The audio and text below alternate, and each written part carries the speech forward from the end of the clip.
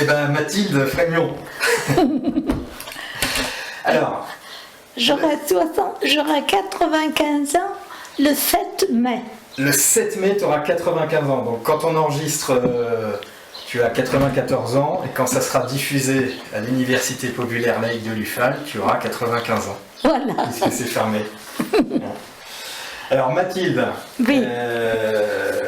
Tu n'as pas seulement 95 ans. 95 ans, ça veut dire que tu as des longues années de militantisme derrière toi. Et tu sais que cette année, on va fêter les 30 ans de l'UFAL. Formidable. Et à ces 30 ans, je sais que tu aurais aimé être ici avec nous à Lille, et que malheureusement, ça n'aurait pas été raisonnable que tu viennes, et que tu as choisi la raison, mais la raison est à guider. Oui, le kiné lui-même trouvait que c'était un peu abusif. Alors dis donc, tu te rends compte, 30 ans l'UFAL. Oui, formidable. 30 ans. Pourtant, elle a vu des luttes et elle en voit encore. Hein. Et elle en voit encore, et des fois ça a été une histoire mouvementée. Alors, il n'y a pas beaucoup de personnes qui sont capables aujourd'hui, en l'ayant vécu, de raconter l'histoire de l'UFAL. Oui. Et comme on va fêter les 30 ans, on va raconter un petit peu cette histoire. Et toi, tu en as pas seulement été témoin, mais tu en étais acteur. Oui. Alors, raconte-nous un petit peu comment ça s'est passé, parce que l'UFAL, ça vient du CNAFAL. Le CNAFAL, il a été créé en 67, donc c'est quand même par une André histoire. Fortanet. Hein. Alors toi, tu étais au CNAFAL depuis quelle année? Depuis 84 à peu près. Quand on est arrivé ici, on a rencontré le José dont je te parle là dans mon petit livret, José Garcia, qui était un réfugié espagnol, militant à la libre pensée et en même temps à la laïcité. C'est grâce à lui que je suis rentrée à la libre pensée. Et puis voilà. Oui, je ne sais plus ce que je voulais. Donc 84, tu étais rentré au CNAFAL. Oui, je suis rentrée au CNAFAL, qui s'appelait CNAFAL. Et en 89, je crois. Enfin, alors il y a eu le fameux congrès d'Ourtin. Oui, d'Ourtin, c'est là. 88. Oui, qui a été alors, le moment de scission. On était en congrès, on était en réunion, et alors il y a eu une discussion, et nous avons quitté le local en disant que nous n'étions pas d'accord avec eux, parce que le CNAFAL, il est surtout affilié au PS. Et nous, l'UFAL, nous sommes affiliés à aucun mouvement politique, et nous le revendiquons. Et donc c'est pour ça que vous avez quitté le CNAFAL. Alors qui est-ce qui a quitté le CNAFAL? Eh bien, Bonne Mère, au début, il était avec nous. Oui. Et puis après, il a tourné calotte. Mais il y avait, je ne me rappelle plus des personnes, mais on était un petit groupe. Puis il y en a qui sont morts, là.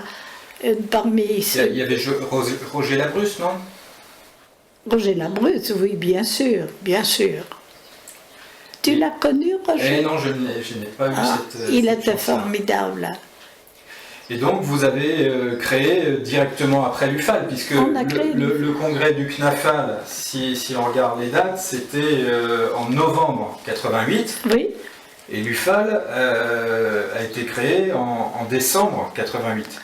Donc ça a été rapide. Et l'UFAL de Mios en juillet 89. En juillet 89, tu vois, on fêtera aussi les 30 ans de l'UFAL de Mios, qui est une des premières UFAL départementales. À s'être créé. Alors, pour toi, ce que je voudrais savoir, c'est, comme tu as connu la création de l'UFAL, est-ce que aujourd'hui, l'UFAL d'aujourd'hui, de 2019, elle est toujours dans l'esprit, au niveau des valeurs, au niveau de son action, de ce que vous avez imaginé, de ce que vous avez voulu faire en 1988? Bien sûr, pour moi, l'UFAL répond pleinement à tout ce qui avait été décidé et créé par André. Et malheureusement, André lui-même a été un peu abusé à la fin de sa vie par le CNAFAL, qui l'ont un petit peu retourné, mais il est resté avant tout UFAL.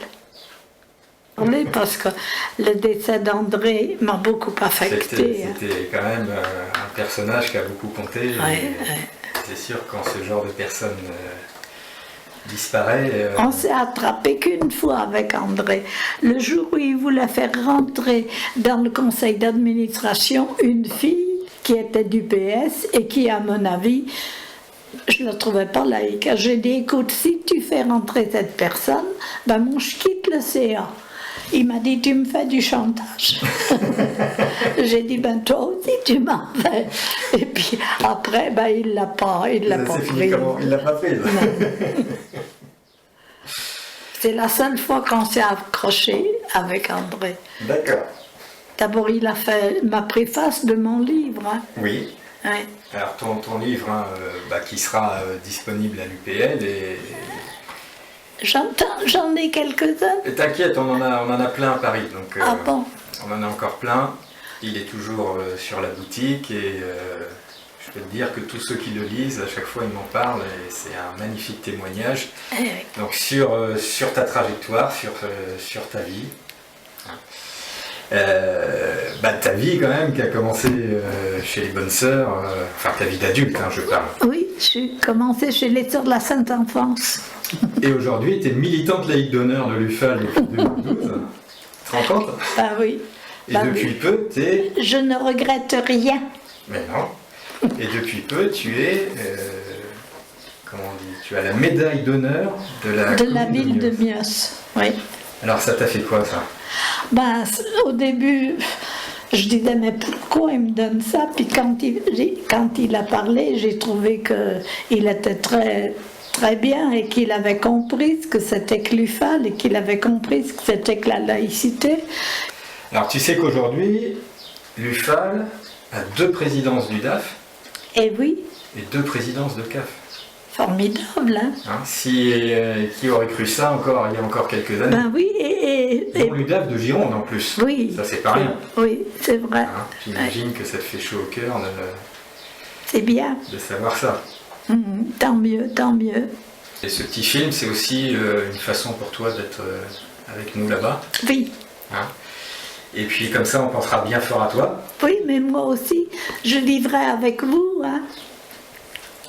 J'en suis sûr, Mathilde. Oui. J'en suis sûr. Mais ma famille, c'est l'UFAL. Ah oui, l'UFAL. Et c'est pour ça, les gens qui sont, pour moi, c'est comme ma famille. Oui, c'est comme ma famille. D'abord, dans l'UFAL, il y a un esprit de fraternité, d'entraide qu'on ne voit pas beaucoup ailleurs.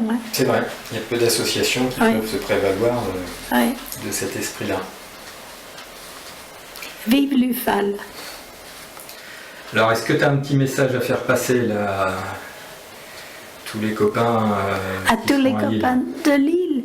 Eh bien, je suis tout à fait de tout cœur avec vous. Je vous suivrai par la pensée tout au cours de ces journées.